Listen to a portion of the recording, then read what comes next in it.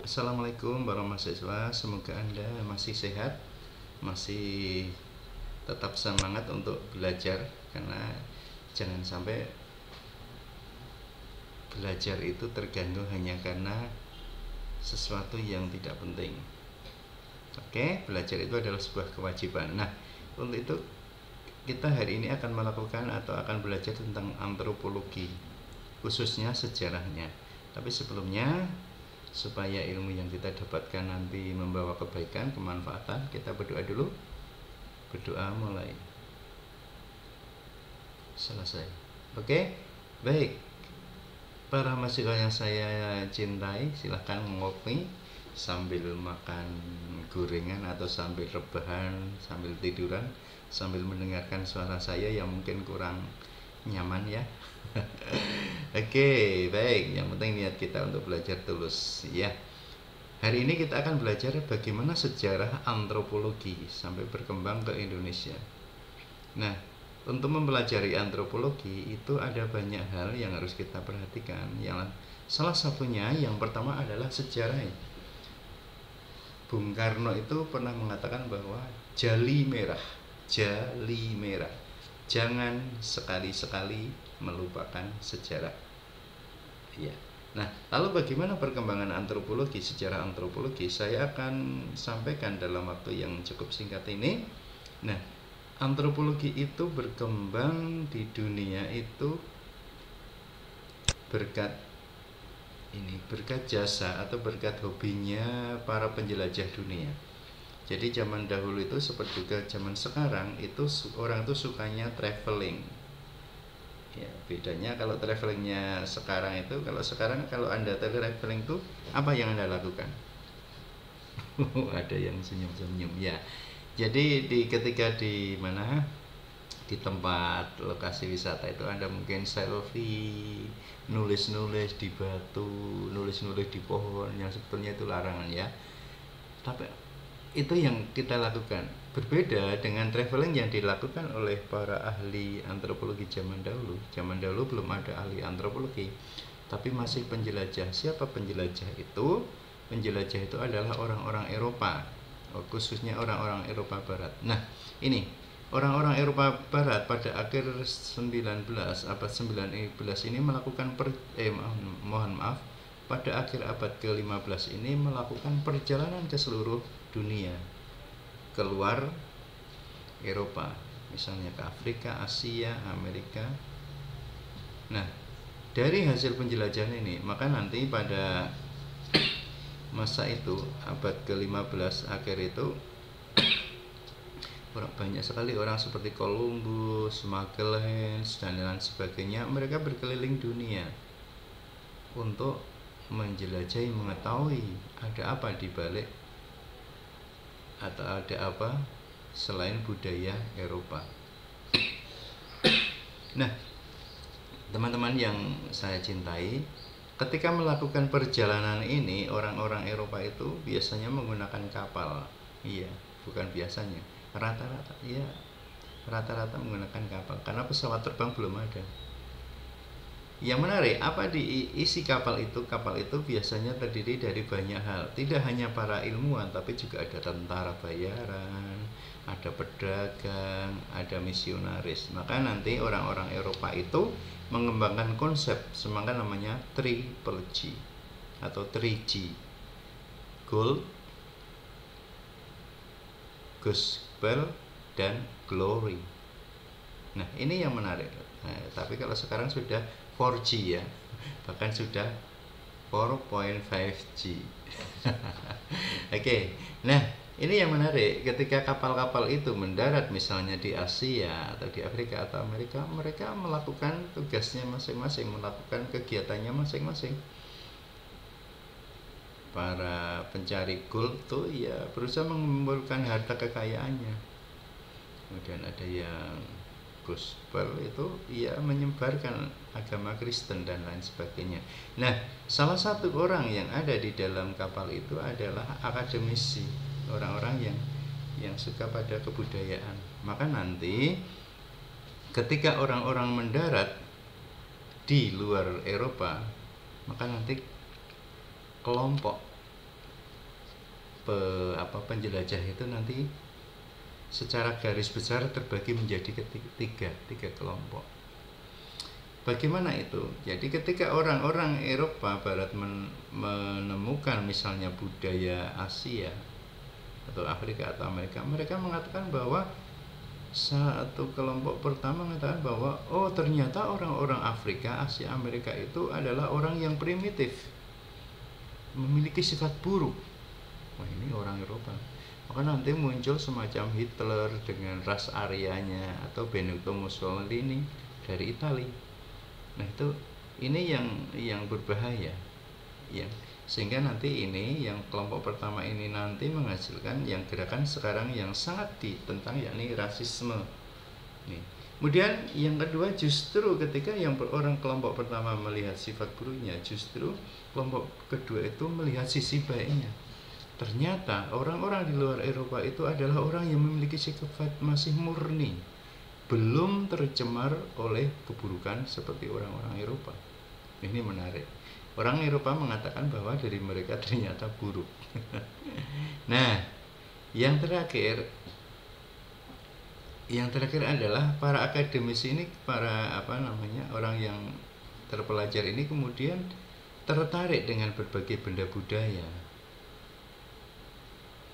dari bangsa-bangsa yang mereka kunjungi. Kenapa? Kebiasaan mereka ketika berkunjung ke suatu wilayah itu mereka kemudian pulang membawa sesuatu yang itu menjadi souvenir atau oleh-olehnya.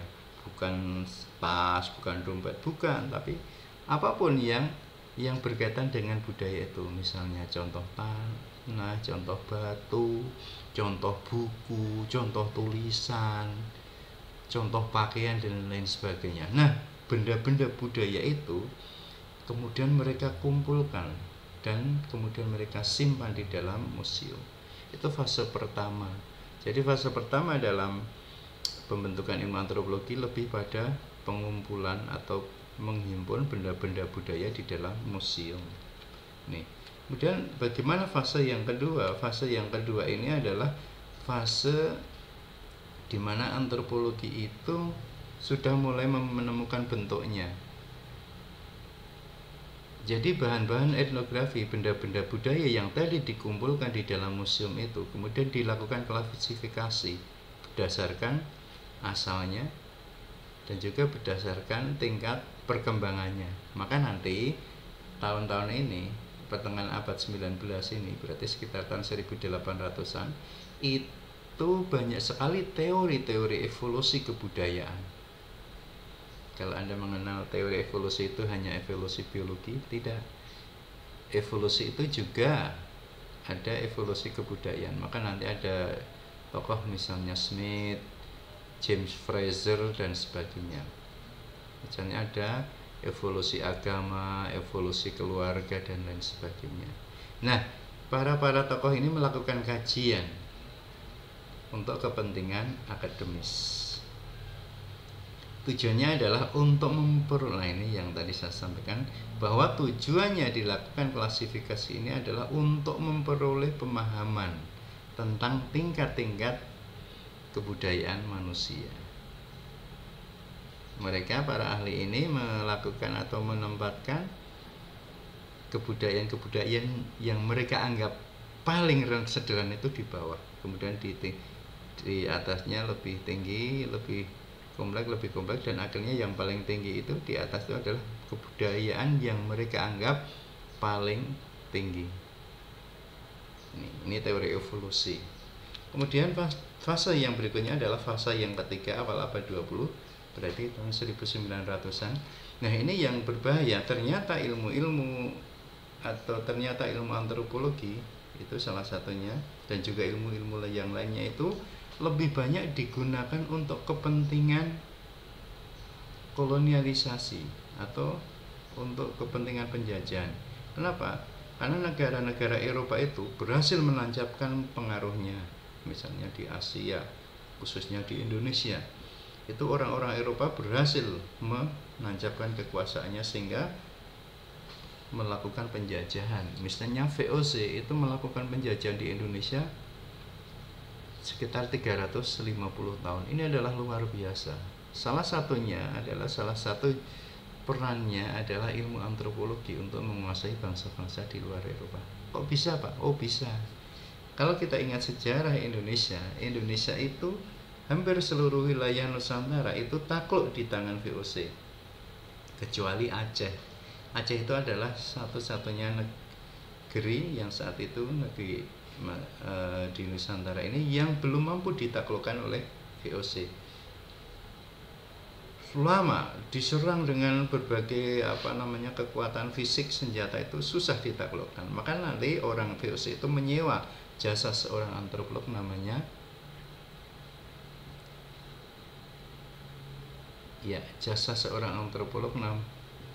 Snog Horgronyo. Snog Horgronyo itu adalah orang yang hafal ribuan hadis dan juga konon hafal Al-Quran. Dia mendapatkan beasiswa di Arab. Bahkan kemudian dia menikahi seorang anak ulama. Karena kepintarannya inilah maka Snog Horgronyo ini disewa oleh VOC untuk mempelajari bagaimana budaya atau bagaimana sistem masyarakat Aceh sehingga susah ditaklukkan oleh Belanda. Maka dalam waktu 2 tahun Snog Horgronyo ini menyamar menjadi warga Aceh. Karena kefasihannya bahasa Arab dan juga hadisnya, maka banyak orang yang terpengaruh. Akhirnya kemudian Snog Horgronyo ini berhasil mengambil intisari dari sistem masyarakat Aceh, sistem budayanya yang membuat mereka kuat dan susah ditaklukkan dengan kekuatan senjata. Hasil penemuan dari Snog Horgronyo ini kemudian dibawa oleh Snog Horgronyo ke VOC, dan dari hasil itulah rekomendasi dari Snog Horgronyo itu kemudian VOC bisa menguasai Aceh, menaklukkan Aceh. Salah satu pertemuannya adalah bahwa kekuatan masyarakat Aceh itu adalah terletak pada bersatunya antara ulama dengan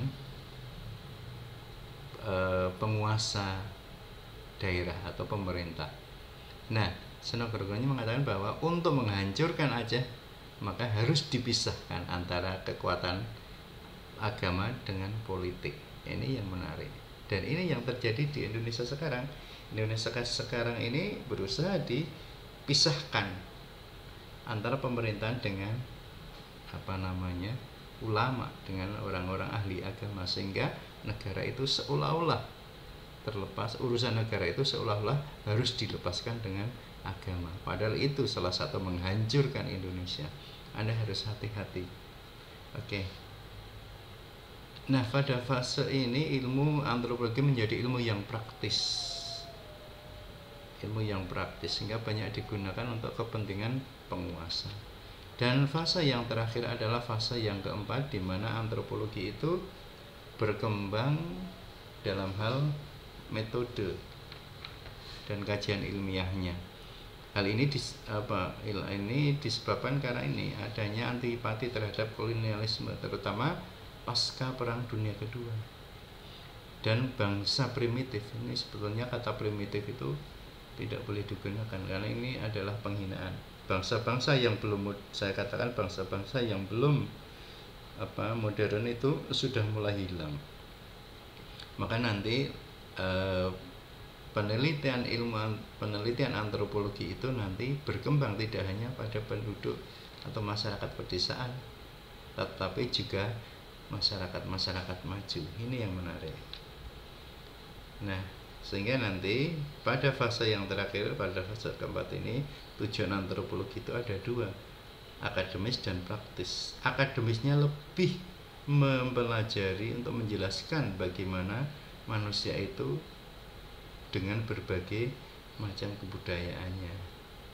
Mengapa orang Belanda itu kulitnya putih, orang Afrika itu hitam, orang Indonesia itu coklat, itu dipelajari di dalam antropologi, termasuk kebudayaannya. Nah, ini kemudian yang kedua, tujuan antropologi itu ada lebih pada tujuan praktis, di mana ingin mempelajari manusia, kemudian hasil dari teori tentang manusia itu digunakan untuk membangun masyarakat tersebut. Oke, para mahasiswa, saya kira cukup sekian mata kuliah antropologi saat ini, pembahasan tentang sejarah. Semoga Anda bisa mengambil manfaatnya, dan kita tutup dengan berdoa mulai. Cukup, sampai ketemu di sesi atau pertemuan berikutnya. Wassalamualaikum warahmatullahi wabarakatuh. Tetap semangat dan tetap tersenyum.